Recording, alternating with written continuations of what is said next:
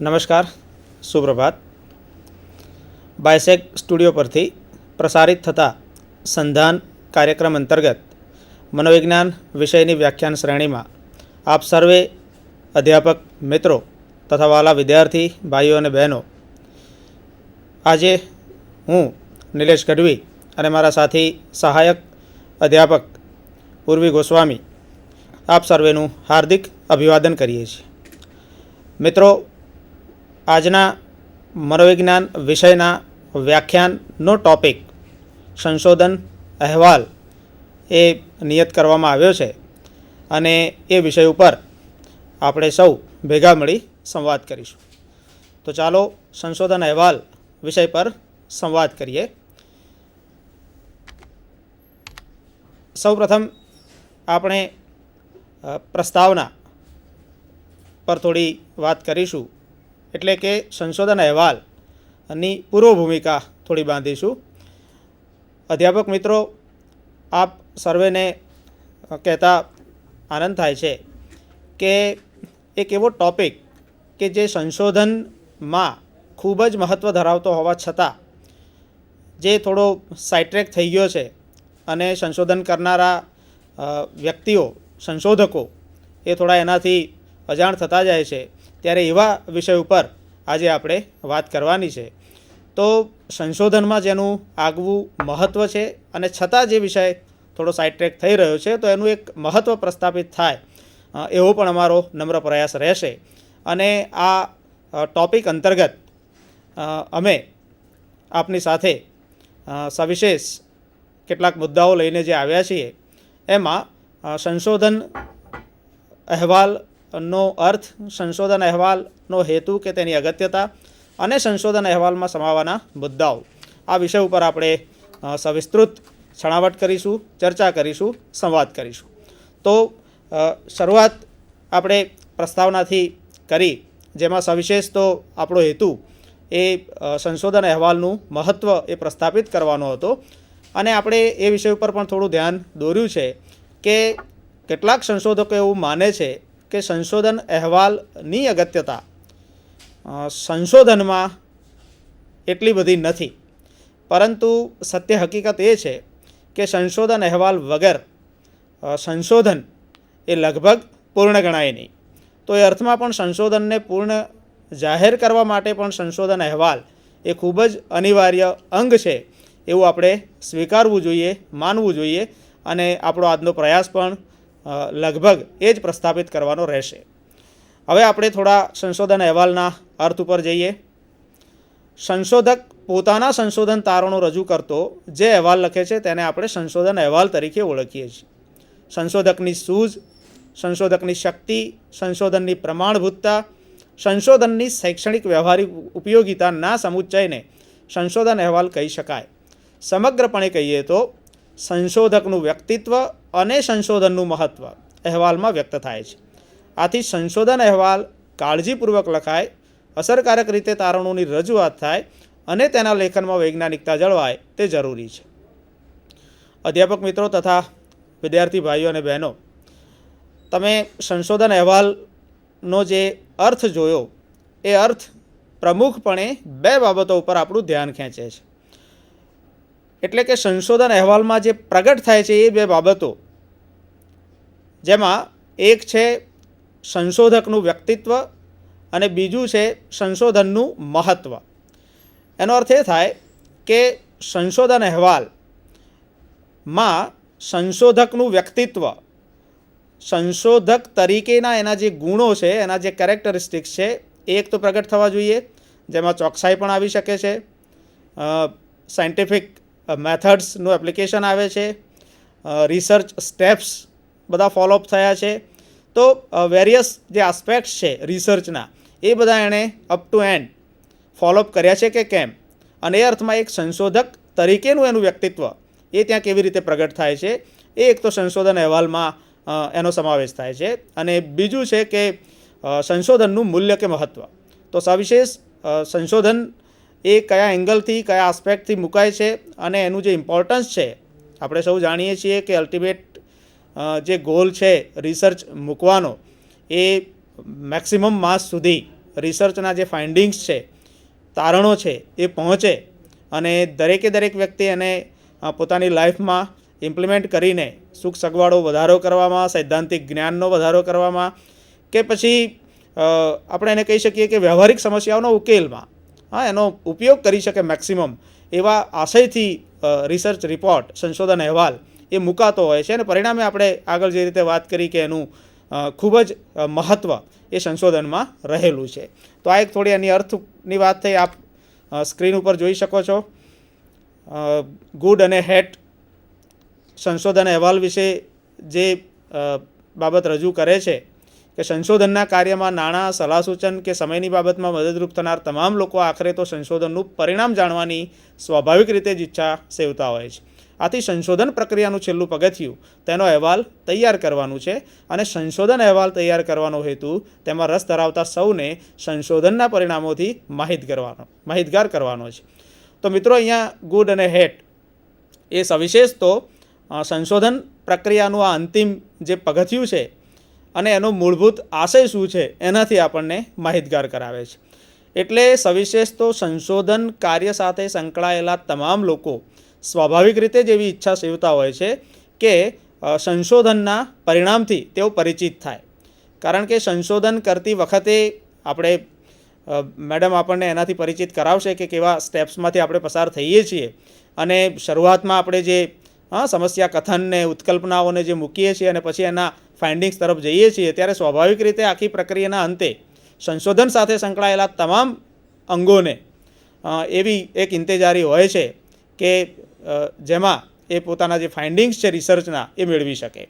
તો અહીંયા સંશોધન અહેવાલની સમજૂતીમાં આ બાબતને પણ આપણે સમાવિષ્ટ કરીએ છીએ કે આ જે આશય છે માહિતી મેળવવાનો, માહિતગાર થવાનો સંશોધનના પરિણામોથી, એ પણ અંદર સમાવિષ્ટ છે. આપ સ્ક્રીન પર જોઈ રહ્યા છો કે સંશોધકે સંશોધન અહેવાલ લખતી વખતે કેટલીક મહત્ત્વની બાબતો એના વિશે એ થોડું ધ્યાન આપવું આવશ્યક છે. અને એ બાબતોમાં વાચક વર્ગ, લેખન શૈલી, અહેવાલનું વિષયવસ્તુ શું રાખવું અને કયા ક્રમે રજૂ કરવું તેનો સમાવેશ થાય છે. હવે મિત્રો, વાચક વર્ગ એટલે સ્વાભાવિક રીતે જ સંશોધક કોને કેન્દ્રમાં રાખીને પોતાનો અહેવાલ પ્રગટ કરે છે એને આપણે અહીંયા વાચક વર્ગ તરીકે મૂકીશું. અને સંશોધન અહેવાલ લખતી વખતે કઈ શૈલીનો ઉપયોગ કરે છે એ વાચક વર્ગ ઉપર પણ આધારિત છે. અને જે સાયન્ટિફિક જે મેથડ છે એના ભાગરૂપે પણ એને એ જે લેખન શૈલી છે એ વૈજ્ઞાનિક લેખન શૈલીનો ઉપયોગ એ કરવો પડે છે. સાથે સાથે સંશોધનનું જે વિષયવસ્તુ છે એનાથી પણ પરિચિત કરવાનો પ્રયાસ એ સંશોધકે સંશોધન અહેવાલમાં કરવો પડે છે. અને એની ક્રમની જે યોગ્યતા છે એ પણ એણે નિયત કરવાની હોય છે. તો આટલી બાબતોનું ધ્યાન એ સંશોધકે સંશોધન અહેવાલ લખતી વખતે રાખવાનું હોય છે. મિત્રો, અહીંયા સ્ક્રીન ઉપર આપ જોઈ શકો છો કે સંશોધન અહેવાલનો પ્રકાર 3 પ્રકારના વાચક વર્ગને ધ્યાનમાં રાખીને નિયત કરવામાં આવતો હોય છે. અને એ 3 પ્રકારોની પણ આપણે વિગતે થોડી સમજૂતી મેળવી લઈએ. જેમાંનો પહેલો પ્રકાર છે શૈક્ષણિક સમુદાય. મિત્રો, જ્યારે વાચક વર્ગ તરીકે શૈક્ષણિક સમુદાય હોય એટલે કે શૈક્ષણિક સમુદાયને કેન્દ્રમાં રાખીને સંશોધન અહેવાલ લખવાનો હોય ત્યારે શૈક્ષણિક સમુદાયની જે રિક્વાયરમેન્ટ્સ છે એને સંશોધક અહેવાલ એ ધ્યાનમાં રાખતો હોય છે. એટલે સૌથી મહત્ત્વની બાબત એમાં એ આવે કે શૈક્ષણિક સમુદાય એ માત્ર ને માત્ર ફાઇન્ડિંગ્સ કે જ્ઞાનમાં વધારો કરવા કરતાં પણ જે પ્રોસેસ છે રિસર્ચની એના ઉપર એનું ફોકસ થોડું વધારે હોય છે. એટલે શૈક્ષણિક સમુદાય માટે જે સંશોધન અહેવાલો લખાય છે એ સવિશેષ આપણે જાણીએ છીએ કે એ થિસિસ અથવા તો રિસર્ચ જર્નલ્સ કે ડિઝર્ટેશન સ્વરૂપે પ્રગટ થતા હોય છે. જેમાં સાયન્ટિફિક જે એટીટ્યૂડ છે એને કેન્દ્રમાં રાખીને સમગ્ર જે સંશોધન અહેવાલ છે એ લખાતો હોય છે. એટલે શૈક્ષણિક સમુદાયને કેન્દ્રમાં રાખીને જ્યારે સંશોધક એ સંશોધન અહેવાલ લખતો હોય ત્યારે એનું ફોકસ એ આ જે વિગતોથી મેં તમને પરિચિત કરાવ્યા એના ઉપર થોડું રહેતું હોય છે. અને એનું કારણ એક એ પણ છે કે શૈક્ષણિક સમુદાય એ સાયન્ટિફિક એટીટ્યૂડમાં માને છે અને પરિણામે એને સાયન્ટિફિકલી કેવી રીતે આખી પ્રોસેસ રિસર્ચમાં થઈ છે સ્ટેપ બાય સ્ટેપ, એનાથી પણ એને થોડો પરિચિત કરાવવાનો પ્રયાસ એ આ માધ્યમો દ્વારા, જેની મેં વાત કરી કે રિસર્ચ જર્નલ્સ કે એના દ્વારા એ કામ થતું હોય છે. બીજો જે વાચક વર્ગ છે એ છે સામાન્ય લોકો. જ્યારે જનરલ માસને કેન્દ્રમાં રાખીને સંશોધન અહેવાલ એ પ્રગટ થતો હોય ત્યારે વાચક વર્ગની જે રિક્વાયરમેન્ટ્સ છે એ પ્રોસેસ કરતાં પણ ફાઇન્ડિંગ્સમાં એને વધારે ઇન્ટરેસ્ટ હોય છે. એટલે સવિશેષ આપણે ન્યૂઝપેપર્સમાં જે રિસર્ચ આર્ટિકલ્સ આવે છે, જેને આપણે રિસર્ચ આર્ટિકલ્સ કહીએ છીએ, જેમાં પ્રોસેસથી આપણને બહુ પરિચિત કરાવવામાં નથી આવતા, પણ એના જે ફાઇન્ડિંગ્સ છે અને એનું કેવી રીતે આપણા વ્યવહારિક જીવનમાં એપ્લિકેશન કરી શકીએ, એના કેટલા બેનિફિટ્સ આપણે મેળવી શકીએ, અથવા તો આપણી જે સમસ્યાઓ છે એના નિદાન અને નિરાકરણમાં એ આપણને કેટલું મદદરૂપ થઈ શકે એ બાબત ઉપર ફોકસ કરવામાં આવે છે. તો અહીંયા જે આખું માધ્યમ છે એ જે મેં વાત કરી એ રીતે રિસર્ચ આર્ટિકલ સ્વરૂપે આવે છે. અને ત્રીજો જે પ્રકાર છે એ છે વાચક વર્ગનો સંશોધનના પ્રયોજકો. મિત્રો, આપણે સૌ જાણીએ છીએ કે ઔદ્યોગિક જે ગૃહો છે, એટલે કે ઇન્ડસ્ટ્રીઝ, બેન્કો, ટ્રેનિંગ ઇન્સ્ટિટ્યૂટ્સ છે, આ ઉપરાંત પણ ગવર્મેન્ટ પોતે અને NGOs, આ તમામ જે સંસ્થાઓ છે એ તમામ સંસ્થાઓ પણ, કારણ કે આખરે આ સંસ્થાઓ કામ કરે છે લોકો માટે, અને આ સંસ્થાઓનો ઉદ્દેશ કે આશય પણ લોકોની જે સમસ્યાઓ છે એનું નિદાન અને નિરાકરણ કરવાનો હોય છે.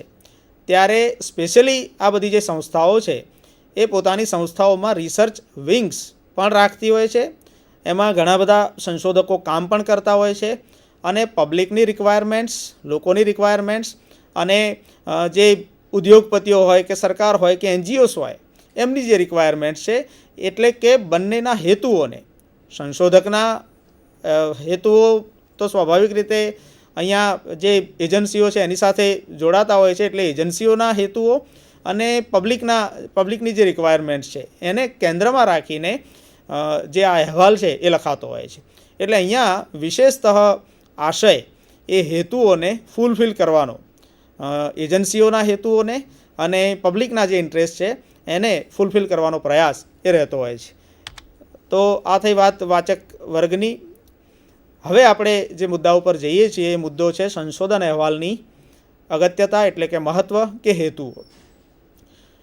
પ્રસ્તાવનામાં પણ આપણે થોડી વાત કરી છે, એના અર્થ કે સમજૂતીમાં પણ આપણે આ બાબતે થોડો ફોકસ કર્યો છે કે સંશોધન અહેવાલ એ કેટલો મહત્ત્વનો છે, એનું કેટલી અગત્યતા છે, એનું કેટલું ઇમ્પોર્ટન્સ છે. અહીંયા અમેરિકન માર્કેટિંગ સોસાયટીના મતાનુસાર સંશોધન અહેવાલની અગત્યતા કે હેતુઓ જે વર્ણવવામાં આવ્યા છે એને આપણે એક પછી એક ક્રમાનુસાર જોઈએ. પહેલો હેતુ પ્રાયોરિટીમાં અહીંયા મૂકેલો છે, જ્ઞાનનો દસ્તાવેજ રજૂ કરવો. મિત્ર, અહીંયા સંશોધન અહેવાલ એ જ્યારે રજૂ કરવામાં આવે છે ત્યારે એનો એક મૂળભૂત આશય સંશોધનના માધ્યમથી જે કોઈ નોલેજ, જે કંઈ જ્ઞાન બાય પ્રોસેસ એ પ્રોડ્યુસ થયું છે, ઉપલબ્ધ થયું છે, એ જ્ઞાન પ્રજા સુધી પહોંચે, ઇફેક્ટેડ વર્ગ સુધી પહોંચે, અથવા તો જેને આપણે કહી શકીએ કે ટાર્ગેટ ગ્રુપ સુધી પહોંચે, એ માટે પણ એનું દસ્તાવેજીકરણ થાય એ ખૂબ જ જરૂરી છે. અને આપણે એ પણ જાણીએ છીએ કે છેલ્લા કેટલાક સમયથી પ્રિન્ટ મીડિયા આવ્યા પછી અને એ ક્ષેત્રે સારી એવી ક્રાંતિ થયા પછી બહુ ઇફેક્ટિવલી આ બધું એ સચવાય છે સંશોધનનું જ્ઞાન, અને પરિણામે નવી પેઢી પણ એમાંથી મેક્સિમમ એનો લાભ એ લઈ રહી છે. તો અહીંયા સૌથી મહત્ત્વનો આશય એ સંશોધનનું જે જ્ઞાન છે એ રિસર્ચ રૂપે, જેમાં આપણે જે આગળ પણ થોડી વાત કરી છે કે એ થીસીસ સ્વરૂપે પણ હોઈ શકે, જર્નલ સ્વરૂપે પણ હોઈ શકે, આર્ટિકલ સ્વરૂપે પણ હોઈ શકે. તો અહીંયા એક મૂળભૂત આશય એ જ્ઞાનનો દસ્તાવેજ રજૂ કરવાનો એ રહેલો છે, અને એ પણ ફૂલફિલ થાય તો એનું જે ઇમ્પોર્ટન્સ છે એ જળવાઈ રહે છે. બીજું છે જ્ઞાનના વિસ્તાર માટે. તો કોઈપણ વ્યક્તિ જ્યારે રિસર્ચ આર્ટિકલ વાંચે છે ત્યારે એનો એક આશય એ પોતાના નોલેજને અપગ્રેડ કરવાનો અથવા તો પોતે જે કોઈ વિષય વસ્તુના સંદર્ભમાં ઇન્ટરેસ્ટ ધરાવે છે એના વિશે થોડું ડિટેલ જાણવાનો પણ હોય છે. એટલે અહીંયા સંશોધન અહેવાલની અગત્યતા અથવા તો હેતુમાં જ્ઞાનના વિસ્તારને પણ પૂરતું મહત્ત્વ આપવામાં આવે છે. એટલે જે વિષય ઉપર સંશોધન થયું હોય એ વિષયની સમજૂતી, વ્યાખ્યા, વિશ્લેષણ, તમામ એના પાસાઓથી વાચક વર્ગને પરિચિત કરવાનો પ્રયાસ એ અહીંયા કરવામાં આવે છે. અને અર્થમાં આપણે કહી શકીએ કે એક આશય એ એનો જ્ઞાનના વિસ્તારનો પણ રહેલો છે. મિત્રો, અહીંયા ત્રીજો આશય મૂકેલો છે વાસ્તવિક સ્થિતિઓને સમજાવવી. તો આગળ પણ આપણે થોડી છડાવટ કરી છે કે રિસર્ચ રિપોર્ટ એ રિસર્ચ જે પ્રોસેસમાંથી પસાર થયું છે એને એ થોડું ફોકસ કરે છે અને પરિણામે જે ગ્રાઉન્ડ રિયાલિટી છે અથવા તો જે સાયન્ટિફિક પ્રોસેસનો ઉપયોગ થયો છે અને સાયન્ટિફિક પ્રોસેસના માધ્યમ થકી સાયન્ટિફિક ટૂલ્સ પણ એમાં વાપરવામાં આવ્યા છે, સાયન્ટિફિક એટીટ્યૂડ પણ રખાયો છે, જે કંઈ બધી બાબતોનું ધ્યાન રખાવવું જોઈએ એ પણ રખાયું છે. તો એ અર્થમાં જે કોઈ સમસ્યાના સંદર્ભમાં વાસ્તવિક સ્થિતિ છે એ વાસ્તવિક સ્થિતિથી અહીંયા પરિચિત કરવાનો પ્રયાસ પણ સંશોધકનો સંશોધન અહેવાલના માધ્યમ થકી રહેતો હોય છે. એટલે વાસ્તવિક સ્થિતિઓને સમજાવવી એ પણ અહીંયા એક મેજર જે હેતુ છે એ થોડો રહે છે. આગળનો આશય છે અન્ય માહિતી માટે રજૂ કરવા. મિત્રો, અહીંયા રિસર્ચ આર્ટિકલ જ્યારે મૂકવામાં આવે છે ત્યારે સ્વાભાવિક રીતે જ એક તો રિસર્ચ સાથે જોડાયેલા જે પક્ષ છે, લોકો છે, એ એમની જે ઇંતજારી છે એ પૂરી કરવાનો એક આશય હોય છે. એમણે અત્યાર સુધી જે કામ કર્યું છે એના ફાઇન્ડિંગ્સથી અમને પરિચિત કરાવવાનો પ્રયાસ હોય છે.